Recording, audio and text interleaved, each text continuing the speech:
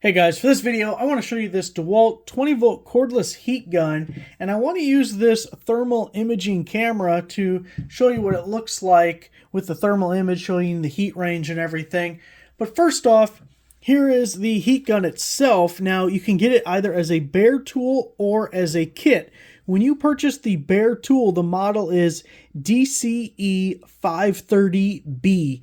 The B at the end means you just get the tool. It also does come with two little shields, deflectors that go on the end here, or you can get it as a kit. Now, when you buy the kit, the model is DCE 530P1. Whenever you see a P in a DeWALT model number, that means you are getting a 5 amp hour battery, and the one on the end means you get one of those. So you get the 5 amp hour battery, which, by the way, I really love the kit with this heat gun because you need a bigger battery. The heat gun is a huge draw. It creates heat. Any tool that creates heat is always going to be a big battery draw. Just think of like a space heater in your house. Uses a lot of wattage to run a space heater. So love having a big battery. The 5 amp hour battery is my favorite battery in DeWALT's lineup because it's not monstrously huge, but it's big enough to be able to run on any of their tools that they have. You do have the fuel gauge or battery level indicator on the front there. So you get one of my favorite batteries with it. Speaking of my favorites, this is my favorite DeWALT charger. It's the DCB 115. It charges both 12 and 20 volt batteries. If we look at the back, it has a 4 amp output. So it'll take a little over an hour to get a full charge on that 5 amp hour battery. But if we compare it to other DeWALT chargers, the DCB 107 is only a 1.25 output. The DCB 112 is a 2 amp output. So the DCB 115 at 4 amps is double the DCB 112. Your only faster option is the big yellow charger. That's the DCB 118, and it's an 8 amp output. So it is a higher, quite a bit higher output.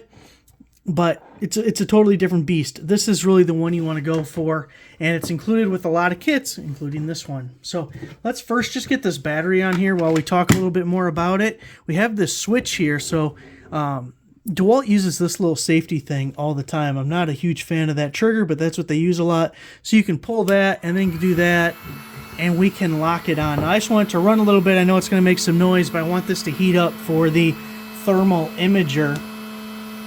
And you can see there is an LED light right at the bottom that helps illuminate what we are looking at. Obviously, you can lock it on because you can see I'm doing that right now. You can also set it on its back if you just want it to be straight up. Maybe you're holding a wire or something up here to do that. Be careful not to touch that end because it gets hot. You can see the red there. Now, we do have high and low. I'm going to turn it off real quick just so I can show you that.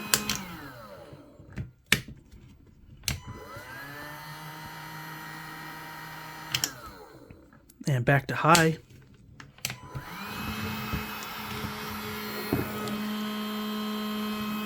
So it says the max is 550 degrees and 990 degrees. So really this is a convenience thing for when you do not have access to power. This really isn't a replacement for a corded heat gun in my opinion. I specifically use this when it's just not convenient to have the corded option, or it's just not possible to have it with me. I use mine a lot with wires, doing heat shrink tubing or solder seal, something like that, and that's my most common use for it. So let's back this guy up, turn on the thermal imager, and I'll show you what this looks like under the thermal imager. It'll calibrate here for a second. Now where it says max, that's the hottest temperature within the entire field of view. And then the little crosshairs up here is where I'm pointing at and what the temperature is in that exact spot. Now you do have to keep in mind that all this air is just dissipating away. We don't have anything right in front of it that is going to block the air. This is all just, you know, going into the room. But you can see we have a really hot tip, but we don't have to go very far. Just to the plastic right there, and we're right back to a normal room temperature, so that's not bad. It's just the metal here. You don't have to worry about burning yourself by just grabbing the sides like here. That's not hot. the metal part. That part's hot.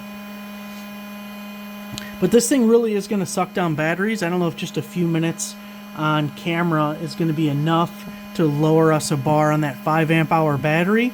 But if you were using a 1.5 amp hour battery or a 2 amp hour battery, you're really going to notice that difference pretty quick.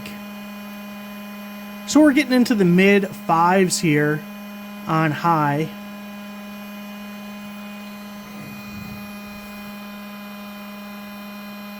You can see aiming it directly at us. Now we're into the 650 range.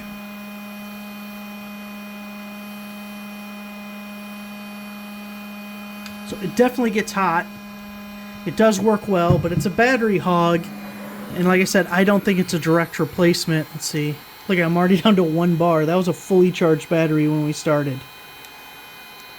Now, fully charged, but also my battery is dated 2018, so it's probably not as good as a brand new 5, but battery hog. So you gotta be aware of the limitations, but overall not bad. There it is. Thanks for watching.